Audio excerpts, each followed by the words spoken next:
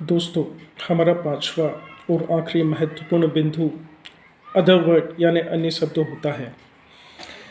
Other word का हिंदी अर्थ अन्य शब्द होता है।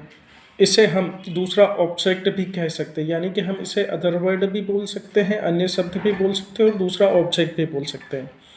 यह हमेशा हिंदी के वाक्यों में कर्म के पहले पाया जाता है। कहाँ पे पाया जाता है? कर्म के पहले पाया जाता है, यानी जो पहला ऑब्जेक्ट होता है जस्ट उससे पहले हमें दूसरा ऑब्जेक्ट मिलता है।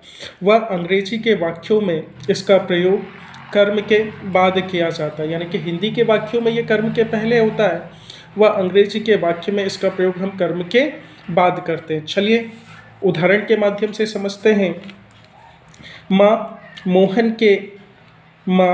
मोहन के लिए भोजन पका रही थी। इस वाले सेंटेंस में सबसे पहले हम सब्जेक्ट ढूंढते हैं। पहला स्थान सब्जेक्ट का होता है, हम जानते हैं, हम सीख चुके हैं। सबसे लास्ट में हमें हेल्पिंग वर्ब मिलता है, यानी कि रही है, हेल्पिंग वर्ब हो गया। उससे पहले हमारा वर्ब होता है, हम सीख चुके हैं। उससे पहले हमें ऑब्जेक्ट मिलेगा, ये भी हम जानते हैं। और ऑब्जेक्ट के पहले यानी कि जो भी बचता है हम उसे अदर वर्ड यानी अन्य शब्द, मोहन के लिए, यह हमारा अदर वर्ड हो जाएगा जिसे हम अन्य शब्द कहेंगे। यानी कि जब भी हमें हिंदी से अंग्रेजी में अनुवाद करना होगा, सबसे पहले हम सब्जेक्ट लिखेंगे, फिर हेल्पिंग वर्ब लिखेंगे, फिर वर्ब लिखेंगे, फिर ऑब्जेक्ट लिखेंगे, फिर ऑब्जेक्ट लिखेंगे एंड देन अदर वर्ड लिखेंगे। चलिए दूसरे उदाहरण के माध्यम से समझते हैं। अब आप अच्छे से जानते हैं इसमें सब्जेक्ट क्या है।